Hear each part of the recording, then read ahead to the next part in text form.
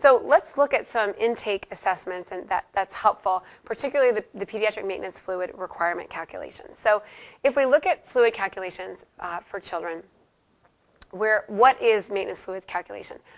Maintenance fluid calculation is really a formula whereby we're able to assess or to calculate the fluids that are needed for normal physiologic activity. So in other words, this is what the patient needs to lay in the bed, have a heart rate and a blood pressure, and have a conversation. It's not the amount of fluids that a child needs to have a fever. It's not the amount of fluids a child requires to run a marathon. It's not the amount of fluid a child requires to have when they have kidney disease. They'll need fewer cc's per kilo per hour if they have kidney disease, for instance.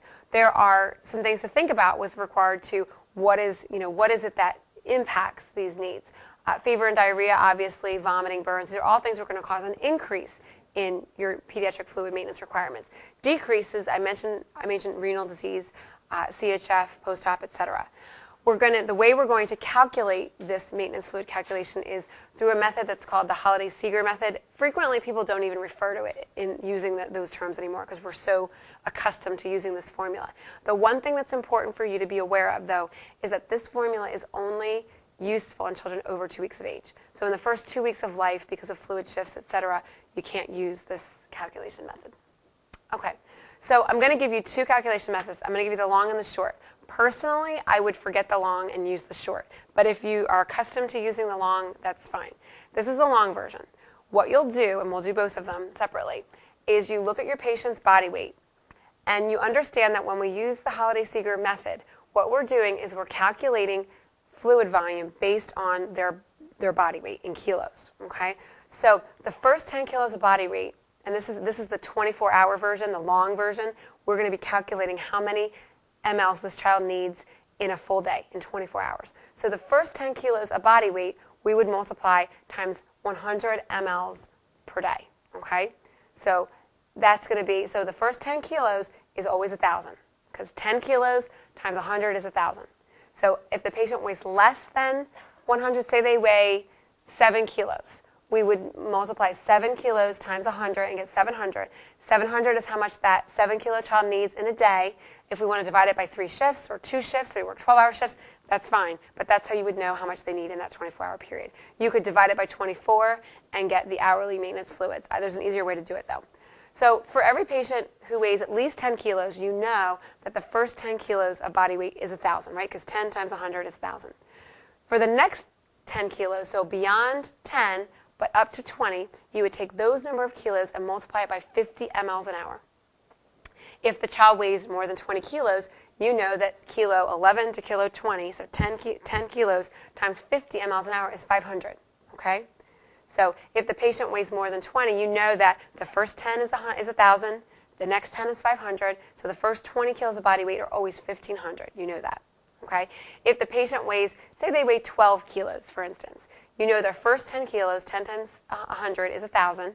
You would take the remaining 2 kilos times 50, and you get 100, right? So 1,000 plus 100 is 1,100. That's how much a 12-kilo baby would require. If you have a patient who weighs more than 20 kilos, you already know their first 10 kilos is 1,000, right? The next 10 kilos is 500. You're going to take every kilo beyond 20, and you're going to multiply it by 20. Okay, you're going to add these all up, and you're going to get a number, and that's how many mLs per day. Okay, I personally teach generally the abbreviated formula. I think it's easier. I think this is more math, and why I do more math. You don't have to personally. Okay, so let's look at the shorter version. This is the hourly version. What you'll do is you'll take this calculation, and it'll give you the hourly requirements, but you can also multiply it by 8 hours in your shift, 12 hours in your shift, or you can multiply it by 24 hours in the day, if that's how you want to look at it. So what we would take is we'd take the first 10 kilos of body weight up to 10, and we'd multiply them by 4 mLs per hour, okay, and get the number of mLs per hour required for this child. Now, if the child weighs, for instance, we said 7 kilos, we would take 7 times 4, 28 mLs an hour is how much this child requires. Now, if the patient weighs more than 10 kilos, the first 10 kilos, 10 times 4 is always 40. So the first 10 kilos are always 40 mLs per hour. So we would take the first 10 kilos and know that the first 10 kilos is 40. kilos beyond 10 but less than 20, okay, we're going to take those number of kilos times 2 mLs per hour. So if the patient happens to weigh 20 or more kilos, we're going to take kilo 11 through 20, so the next 10 kilos times 2 and get 20.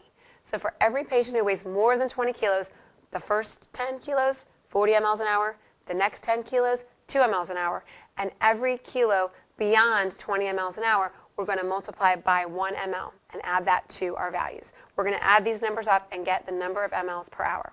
Okay? Now I want to tell you a trick, and this is a nice trick, especially if you work with teenagers. For patients who weigh 20 or more kilos, all you need to do is add 40 to whatever their weight is, and that's how many mLs an hour they require.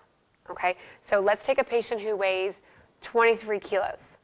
You add 40 to 23, you get 63 mLs an hour is how much they require. Okay? So let's just use, we'll use that as an example. So if we take a patient who weighs 23 kilos, if we did it the long way, we know the first 10 kilos is 4 times 10 is 40, right? The next 10 kilos is 2 times 10, that's 20. 40 plus 20 is 60. I told you the patient weighed 23 kilos, right? Take 3 times 1 is 3. 40 plus 20 plus 3 is 63. If you just took 23 and added 40 to it, you get 63. So that's a cool little trick you take back to the unit, right? That's a good one. But the patient has to weigh 20 kilos. Okay, they've got to weigh 20 kilos to do that, or it won't work. Okay, so that's just a quickie. And I didn't mention this earlier.